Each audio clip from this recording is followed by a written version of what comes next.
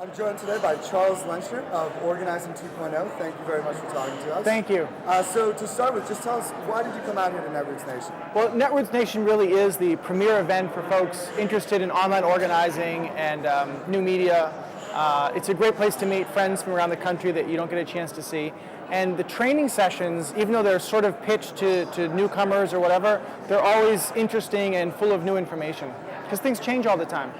Okay, and tell us a little bit about the issues specifically that you're here to work more on. Well, I'm very interested right now in how labor and community organizing groups engage with new media, and it presents a set of challenges that are still with us even though online organizing has been around for a while.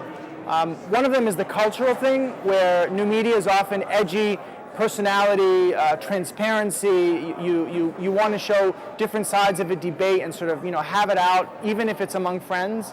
A lot of the organizing world is more about being seamless, having message control, making sure that the work is really well organized from the top down. And there's a clash there that's interesting to explore. Another is, how do you get organizations like labor unions to shift power from the center to the edge? That's one of the aspects of What do you mean by that, shift power from the center to the edge? Well, if you look at a lot of the way that new media unleashes citizen power, is that it sort of gives an individual the tools to raise money, to mobilize their neighbors, to help organize, say, a demonstration on behalf of Move On. It gives them the tools and then lets them go wild with it. And it might be true that 98 times out of 100, it doesn't result in very much, but the free agents out there that are doing this work can often accomplish a great deal. And you think about the video products that the Obama campaign had, so much of it wasn't being produced by the Obama campaign. So the problem is, if you're used to having everything flow downhill, where at the top they're making decisions about messaging and who does what and how it's going to be done, it makes it harder for free agents to interact and have the freedom that they need in order to be active for your cause. And I think that's true. The more powerful your organization is, the harder it is to let go and let power flow to the edge. Okay, and why is it that is that's such an integral part of making new media work? I think it's because the difference between new media and old media is that old media suggests that you are a passive consumer of this information. We'll do it and you'll be enlightened. And what new media does is it breaks down that paradigm. And this is even before we talk about crowdsourcing or what 2.0 means. It's just the idea that you don't have to just be a consumer anymore. You can be a participant in lots of different ways.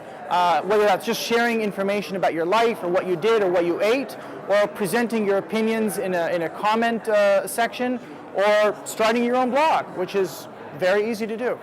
Yeah, now one thing we spoke about with Deanna Zant yesterday, who was at the Organizing 2.0 conference, was about how all the stuff we're doing online actually seems to look almost exactly like what we've been doing in organizing for so many years, and yet they don't seem to recognize that each other are doing It's true. It's true, and I think when you talk to people, the phrase "online organizer" I think is peaked, and real organizers, both online and offline, are recognizing that and trying to shift the language away from it. But I think there's a cultural mindset which looked at the new technology and said, that's not us. We're the people who do it in real life, and that technology isn't real life, it's virtual. And what's happened is that the technology has advanced to the point where it is successfully capturing how people really do interact.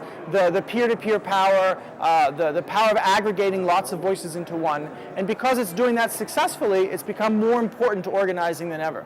Okay. And my last question would be, most of our viewers are grassroots activists. So we always like to ask people, what can they do watching at home right now to help on this issue of bridging the gap between organizing 1.0 and 2.0? Well, I think the first thing they should do is, when they look at situations where things aren't happening the way that they could, or they see opportunities, is they should understand that the decision making is often based in a cultural bias and not in a sort of objective, I wonder what will work best in this instance. And the first step is to surface that tension instead of pretending that all the decisions we make are somehow objective and based on what an expert thinks is best. and understanding that tension between, what might be true for another organization and what your organization is willing to do. And that will help you find the space that you have as leeway in order to move forward. And I'll just add one last thing, which is this project that I'm working on and excited to be done with soon, is a white paper on how the labor movement could be using new media better. It's based on dozens of interviews with folks from locals, labor councils, internationals, the AFL. There's a huge labor presence here at Netroots Nation. There's a huge labor caucus. I feel like there's even more here than last year. We had Liz Schuler, the Secretary Treasurer, lead one of the sessions. I feel like there's so much power waiting to be unleashed by the labor movement with fairly inexpensive interventions in how things are getting done. This isn't something I'm prompting, it's happening anyway, but I'm looking forward to a document that sort of captures this moment that we're in and what could happen, in the future. Okay, great. Thank you so much for joining us. Thank you.